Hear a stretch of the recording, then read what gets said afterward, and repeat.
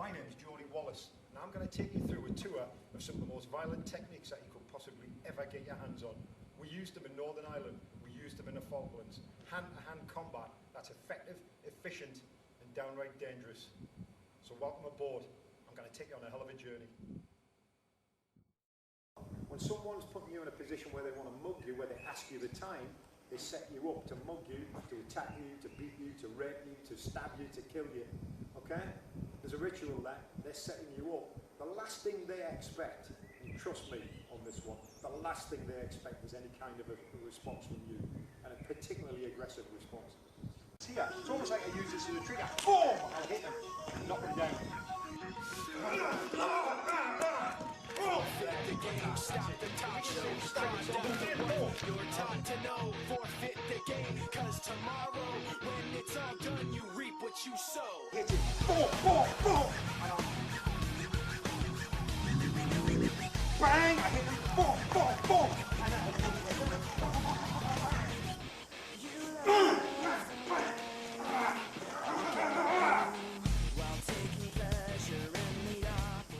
I'm fucking aggressive when I'm doing it. I hit it, boom, boom, boom! What you've got to learn to do is build these SOPs, palm heel strikes, elbows, knees, head controls. Watch what happens, let's see what happens. What's it? Boom!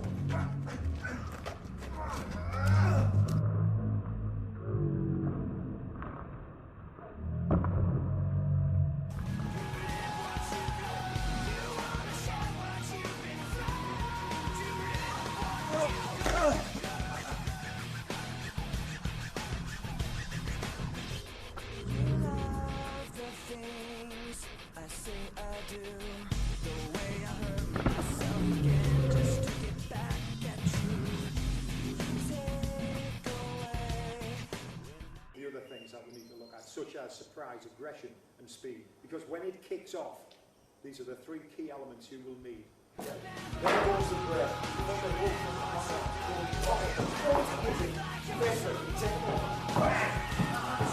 Speed, and there's a breath.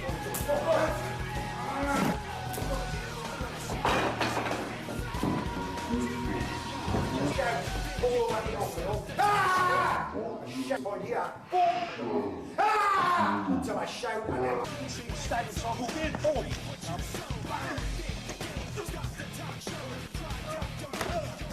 Regiment, we used to call it jab slap, and that might sound a bit racist, but it certainly isn't. Okay? I like everybody and hate everybody equally if they're attacked. Remember, none of this works if you're pissed.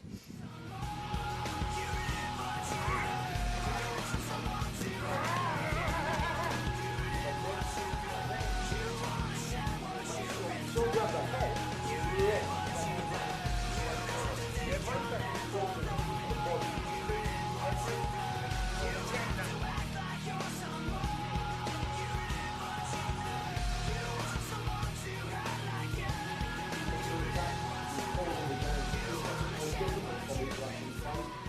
So because I hit him, turn him and lock him off and use him as a shield.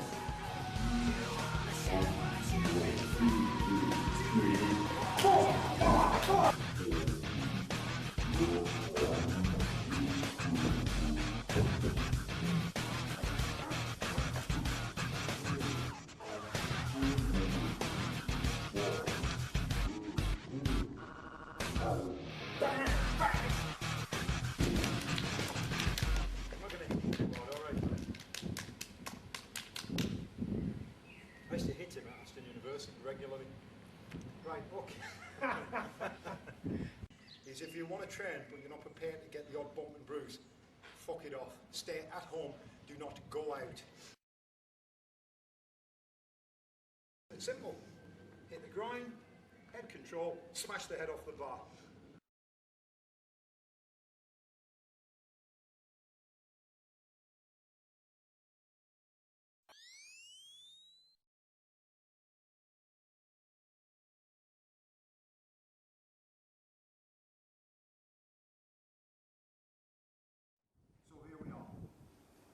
Situation to start to learn some of the techniques that were evolved over the past 20 years by the SAS. It's true to say that the SAS actually don't have any indigenous fighting techniques of their own. These techniques are developed by individuals, men who have the bottle, if you like, to get into situations where they're going to be fighting hand to hand. If you're fighting hand to hand, you need to know one or two things. You need to understand, first and foremost, what's going on in here, not what's going on here. That makes the difference, because that's what's important. It's about making a difference to someone who's in a physical situation with you. When you're dealing with confrontation of all kinds, the first and foremost thing is having a good mental state. Is your intent right? Have you the bottle to actually get on with the fight? And what do you do when those nerves start to take over? Because it will happen. In the SAS, we use a series of training techniques which are common through the British Army, known as SOPs, Standard Operational Procedures. There's no secret there. The MOD won't stop you for saying this, because SOPs are active techniques and principles that are used by all infantry and serving units in the British Army. Everything I do is based on SOPs. They're going to be simple techniques, simple operational techniques, if you like, that will get you out of trouble quick. And one of the most important ones, and the most important factor in what I teach, is awareness. Developing a high level of awareness is vitally important. In fact, it will get you out of trouble more often than not. The SAS is renowned for getting into somewhere tough, somewhere tight, somewhere dangerous, gathering information and getting out like a fight, because our levels of awareness are exceptionally high. We hone these levels of awareness through a thing called commentary walking. It's a series of techniques that you can practice as well. I can't make you practice this, but it's a series of techniques that you can practice in the safety of your own town, your own home, if it's a safe place to live, or in fact be. Commentary walking is pretty straightforward. When you're out and about, you need to heighten your level of awareness. You need to heighten your level of awareness to take in not just the people in the environment, but the environment itself. Because in that environment, you will find all sorts of objects, implements that you might be able to use to effect a great escape, or in fact, bludgeon an opponent down to the ground. That's up to you and your individual morals. I know what I would do. Being aware of the situation, being aware of the environment and the people in it, allows you to escape if needs be. And that's often a good course of action. In fact, it's one of the most important SOPs of the SAS. Where do we go when we bug out? If the job gets too hairy, where do we go without compromise? So by watching your environment, by being aware of your environment, you will get out of that situation. I can't make you do this exercise, but it's definitely one that you should take note of. The next time you're out and about, notice what's going on around you. Notice what's going on in terms of the people in the environment, the objects in the environment. Notice what's going on inside your head. But don't stay too long inside your head. When you're outside, you should be outside your own mind. Too many people spend far too much time inside their head. You see them walking down the street, head down, shoulders down. They look weak, they look ineffective. If you're switched on, you should be in an alert state, obviously. When you're in an alert state, your physiology betrays that alertness, that awareness. You look around, you're keen, you become a hard target. People are less likely to pick on you. And the good thing is, if you feel that a threat is about to happen, that it's imminent, you will take steps to avoid the situation by either running or evading. Skills that are taught to all SAS troopers in escape and evasion exercises. Remember, the techniques that I'm teaching you now on this DVD have been used by operatives in both Northern Ireland, the Falklands, and now in the Gulf, in Iraq, in Afghanistan. These techniques are not for the squeamish, they will work. The great thing about awareness is if you are switched on and you are alert, you don't need to use them. And that's really what this DVD series is all about. By being switched on, by staying outside of your head and watching what's going on in your environment and the people in that environment, you'll be safe. You'll be safe as houses. However, should it kick off, well, that's where you need some of those vital skills, those physical skills that I'm now going to show you on this series of DVDs. But remember, stay switched on and you'll stay alive.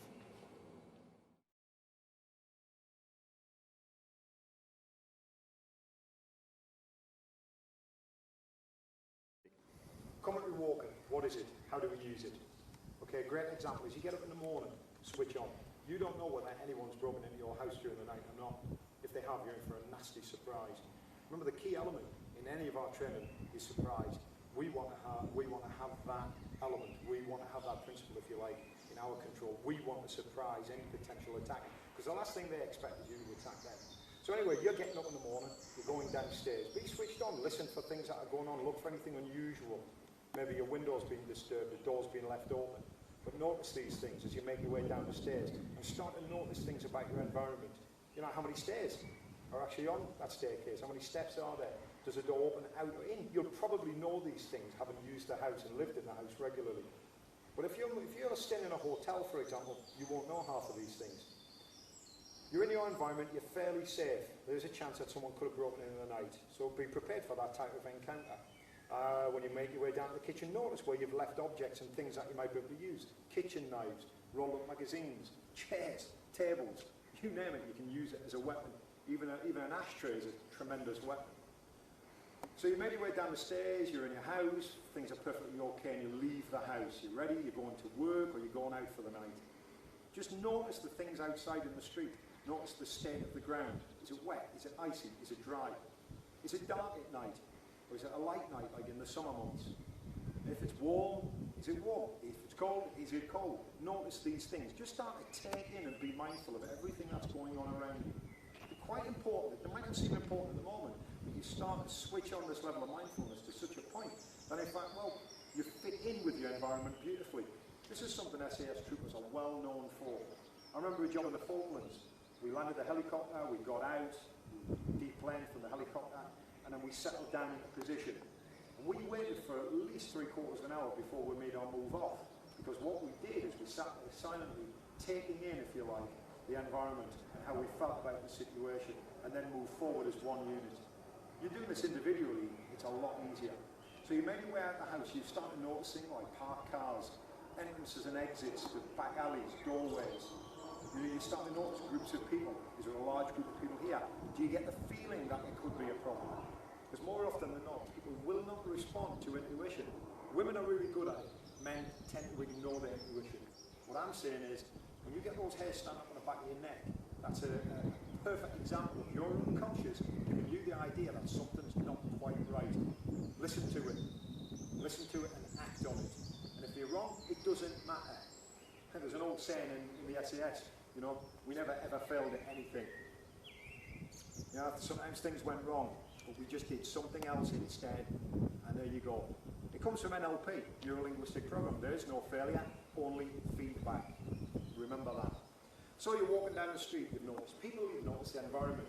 You even notice things like how big the curve is, like you're stepping off. Say you go into a pub, perfect example. You're going into a pub, the first thing I do, and this comes from my experiences in Northern Ireland, is I look for my exits. I know I came in a door behind me. I know that there's a group of people to the right, there's a leery group of people to the left. Okay, I'm going to keep my eyes on them. I look for a seat where I can sit comfortably with my back to a wall, to a corner. Might sound like it's cliche, but it's not. It's important. It's an important principle. I'll also make my way to the back of the pub.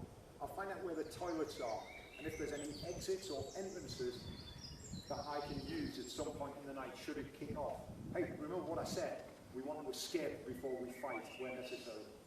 Okay? Fighting is your last option.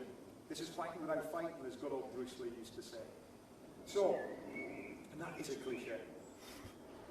So you've gone into the pub, you've looked around, you've seen your exits, your entrances, you can now relax. Some people say, mate, Jordy, don't you get paranoid doing this? But in fact, when you practice this exercise, constantly walking, remember, I'm talking this thing through inside my head as I'm doing it. Yeah?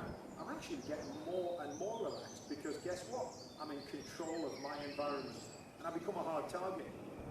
Even to the point where once I find my seat, I sit down. So for example, I'm going to sit down here. This is a low position to sit, obviously, and I'd rather not be in this position. But if I'm sitting in a position like this, you'll notice I've got one foot to the rear. Just a simple thing. It means I can get up quickly. How many times have you found yourself sitting in a restaurant, on a bus, yeah, in a pub like this? What are you going to do from this position? Nothing. You can't move quickly. If you've got your foot bent and it's on the ball of the foot, the waist resting on the ball of the foot, you can get up quickly and effect a good escape, but also effect a good attack should you need to. So that's commentary walking. Just a quick recap. Do it from the moment you wake up. Talk it through in your head. This might take a week, it might take 2 weeks, but eventually, it's a bit like riding a bike, it becomes unconscious. And once you have an unconscious learning, that's a powerful learning, and you will never forget that. Your unconscious is now taking it on board and becomes part of you, like breathing. That's the way I do it. It's worked for me, and it's worked for countless soldiers that I've served with, and countless students that I've trained through series of DVDs and through books and so on. So let's get on board now with the other things that we need to look at, such as surprise, aggression, and speed. Because when it kicks off, these are the 3 key elements you will need. Remember what I said? Surprise, don't let it happen to you.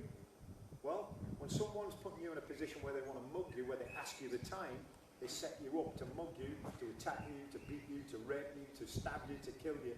Okay? There's a ritual there. They're setting you up. The last thing they expect, and trust me on this one, the last thing they expect is any kind of a response from you, and a particularly aggressive response. Once you have decided on that response, techniques that I'm going to be showing you shortly, whether it's palmable strikes, attacks to the throat, the eyes, use of the elbow, okay? Even grabbing the head and smashing it on the corner of a wall, okay? The element of surprise is yours. You do it aggressively, you do it as violently as possible, and you do it with speed. And then guess what you do, guys? You get the fuck out of there. But remember, take their wallet.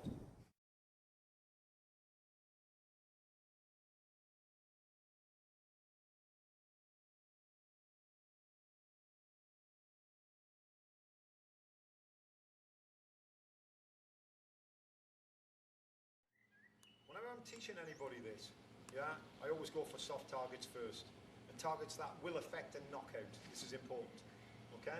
If I've got some aggressive bastard here who's standing in my face, he's having a go, and he won't listen to reason, i.e. conversation, and won't back off from me, then I've got to hit him.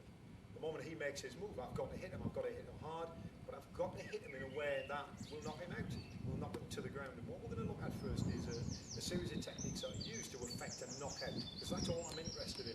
I'm only interested in getting him on the ground, unconscious, so I can make him escape. I'm not interested in defending myself. Let's get one thing clear here. I am not in the business of defence.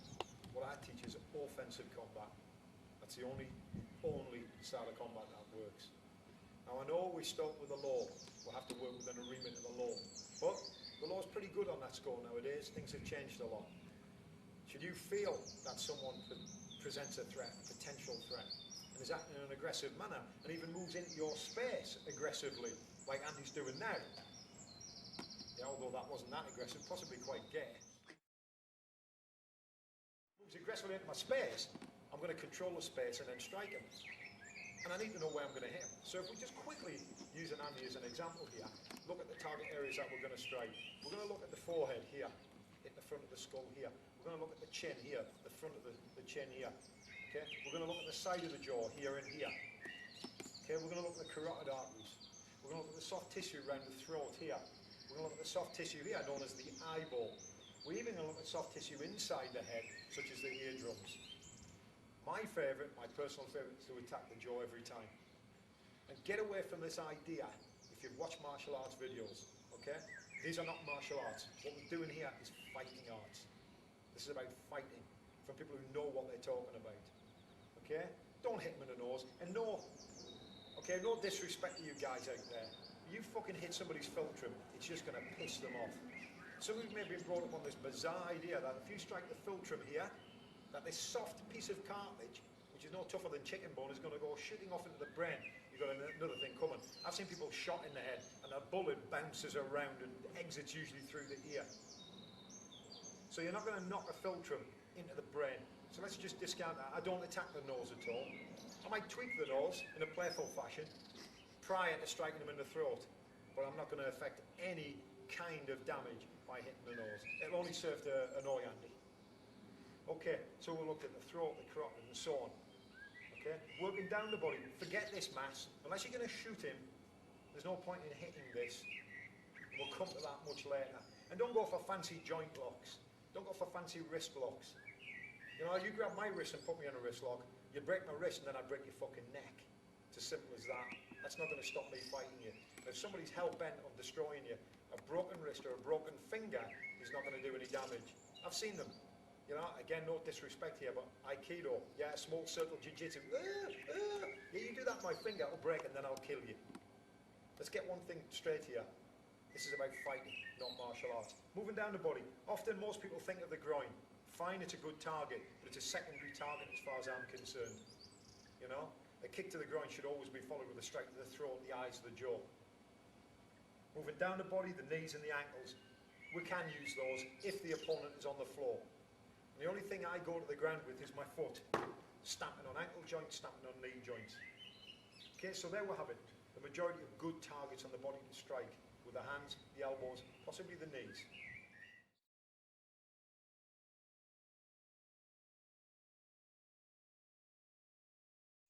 So let's look at the weapons themselves.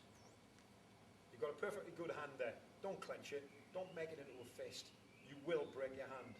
And I know some of you boxers out there, and Thai boxers, and karate and kung fu guys, they'll think, well, I'm tough, I can punch.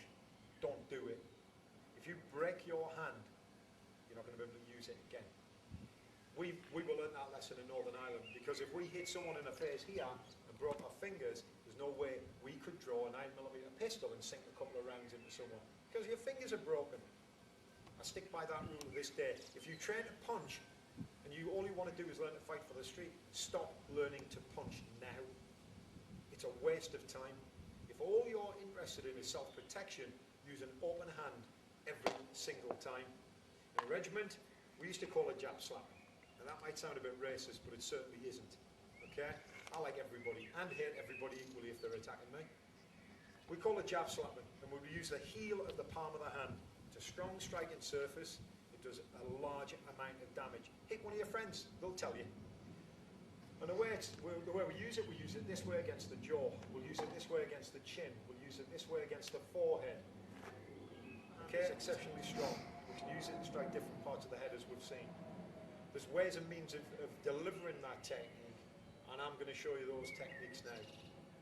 So, you're minding your own business. Some geezer's walking down the road. He walks into view and says something to you. What's your fucking problem, mate? At the moment, you can see that Andy's coming quite close. Okay, so we're going to slow this whole process down. I would have hit him by now. Somebody approached me at that speed, at that rate. Okay, I would have struck them quite quickly and quite hard to the head this way. Okay, so what we're going to do, we're going to slow the process down slightly. So I'm standing by my own business. I've noticed this guy's been watching me. He looks across at me and says something. What are you fucking looking at? No, and I'll talk to him. Okay, I'm going to engage in conversation. Look, mate, I don't want any trouble. Just leave it. Now you can see I'm doing a number of things. I'm controlling the space that I've got here. Okay, if you're switched on, you'll have this space. I'm controlling the space between me and him. He's the threat. However, I don't lose sight of the fact that, you know, I've got areas behind me, to the left and to the right. I'm paying attention to my environment. So I'm watching him. If Andy starts to make his move in, even after I've had a conversation, this means I've